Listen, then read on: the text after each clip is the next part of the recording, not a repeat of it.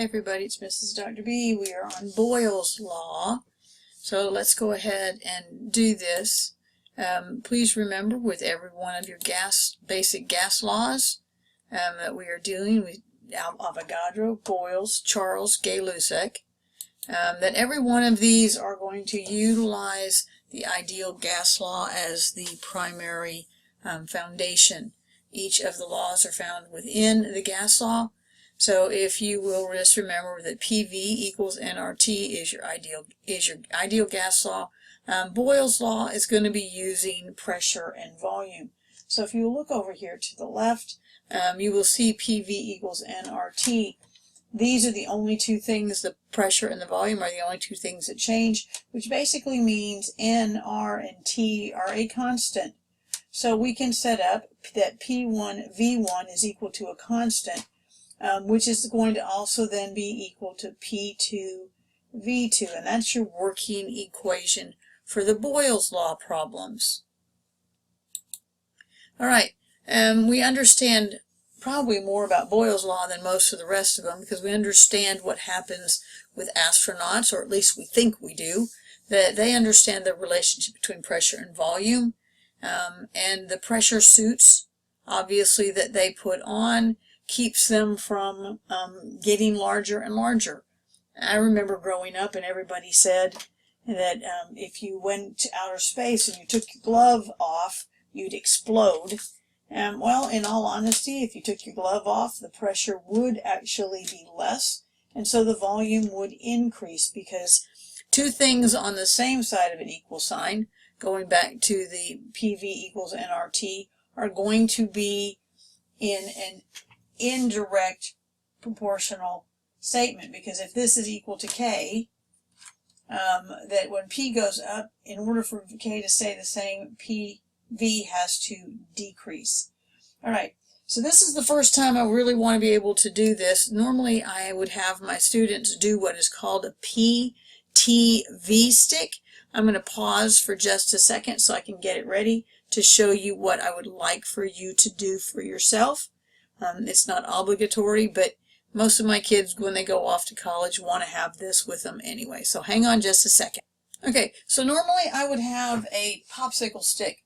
So go get yourself a popsicle, eat the popsicle off of it, and then use your stick as like this, right? So I'm going to put alphabetically P at one end, I'm going to put T in the middle, and then I'm going to put V at the other end, because these are the three conditions that for the most part we use. How you use one of these is this. And for example, Boyle's law is just pressure and volume. So I'm going to put my fingers on the T so that we can't see it. All right? And then what I'm going to say is this. If I increase pressure, look what happens to volume. All right? If I increase volume, look what happens to pressure. If volume goes up, pressure goes down. If pressure goes up, volume goes down. I'm going to use this again for several of the other laws, but this is an interesting way of being able to remember it. A lot of the guys who I know will go off to college and they'll still have their PTV sticks, and everybody wants to know what it's all about, and you can just tell them it's a way for me to remember. P goes down, volume goes up. All right? All right, let's move on, and we'll bring that back out when we're working these problems a little bit later. Okay. This is kind of an interesting thing, but one of the ways that we remember this one is by putting a P and a V together, and you can kind of sort of get a Y. And I'll show you that when we get down past the other part to show you the Mickey Mouse Y. All right? The other thing for us to remember with boils is that water boils. There's that Y in there at a certain temperature. Temperature is not included. So the clue has temperature saying at a certain temperature. Temperature remains constant. So the only other two things that you get to use would be your P and your V. All right. So here we go with Boyle's law equation. You can see the PIV NERT. And we're going to change it around. Put our K in there, and we're going to end up with P1 V1 equals P2 V2. All right. We also, anybody who's ever flown in an airplane, you understand Boyle's law through this example also. We understand that the plane is pressurized, and what that does is it just keeps your hands, it just keeps you comfortable. All right? All right. So here again is our piece of equipment. You can see in this particular case, temperature is still the same.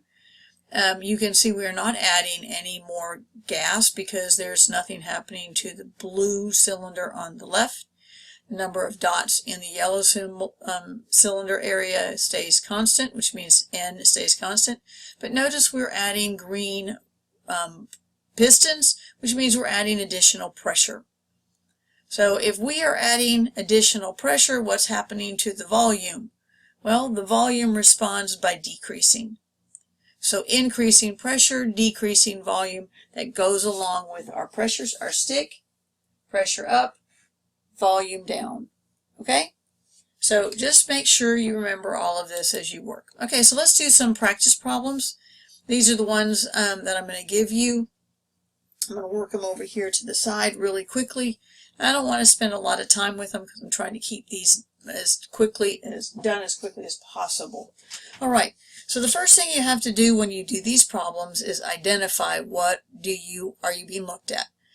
You're looking at liters. That's going to be volume. You're looking at pressure. P and V is Boyle's law. So the first question says if the first can, we have two cans, they originally both start out at 11.34 liters.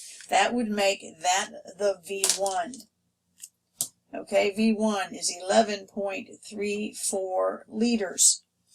This first question says, the first can was run over by a student who was running late to her chemistry class and was flattened to a volume of 8.3 liters. That would be your new volume, 8.3 liters. What's the new pressure? Obviously, that means we have to be given some additional information. It says up in the top, the first can had a beginning pressure of 54.3, and this is in kilopascals. So that's what our pressure is. So there's our P1 and our V1. We are having P2 equals V2. So one more time, guys, I'm going to set this up for myself. In this particular case, I don't have to do cross multiplying. I'm going to go ahead and simplify this. All right. And what you'll see down there at the bottom is this simplifies to 615.762. I have not taken care of sig figs at all. Kilopascals. And in order to get rid of the 8.3 on the right and end up with P2 by itself, I'm going to divide by 8.3 liters. Okay, so this is 615.762 kilopascal liters. Liters is on the top, liters is on the bottom. It will cancel, and so you will end up with kilopascals. You can see the math there. Take 615.762 divided by 8.3, and you will get 74.19 kilopascals. All right, I'm going to leave this. Right now you can see it's got, I would actually change this to 74.2 kilopascals. That way then I'm dealing with a single decimal place in both places. I didn't do that on the slide, but you can very easily do this. All right, you would expect that the pressure would be larger because we're assuming the gas can didn't leak, but the volume got less. So what happens? Volume gets less, pressure goes up. All right? All right, let's look at the second problem.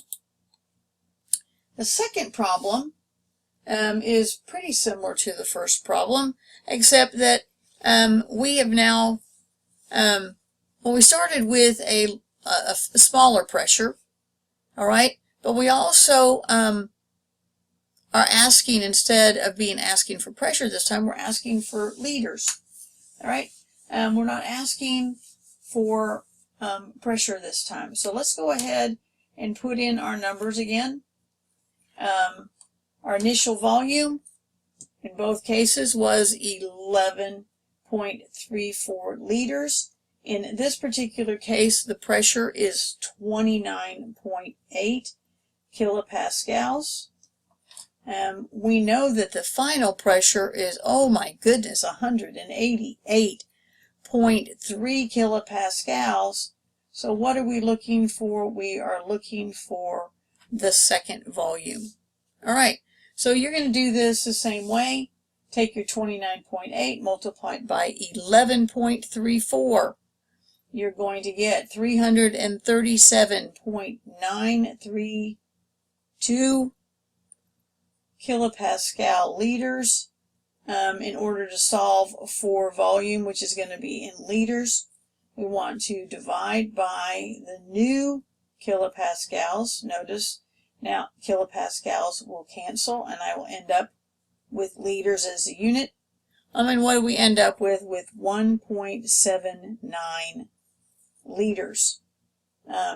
Somehow I think the student who ran into these things ran over this one a little bit more directly because it got squished a lot less and the pressure is a lot more. Down at the bottom, I'd like you to notice this question I ask you. If you notice the difference between 29.8, which is really close to 30, and 188, it's about 6 times greater pressure. So does it make sense that the volume would be about 1/6 as much? See if you can do the math and see if you can find out if that's true. All right. So again, let's bring this back to the ideal gas law. You will see Boyle's PV equals nRT. The only two things that stay out of the K are the P and the V. You'll see your working formula. There's an example again at the bottom. And then the idea of how you remember this is gas laws. This is Boyle's. So here's the trick, all right? Artistically, Mickey Mouse has a weird P and a weird V, and when you put it together, you get the Mickey Mouse Y. And Y is in the middle of Boyle's name. You have to play with this and imagine it a little bit, but here you go, PVY. I'm going to do that again. PVY. There's your Mickey Mouse Y. We had pressure and volume, and it gives us Boyle's. All right? And then the other part of it is at a constant temperature, which means temperature is not changing, water is going to boil. And so we understand that when water boils, it increases its pressure and it takes a little bit more volume. So anyway, there you go, guys. There's Boyle's law. I'll talk with you later.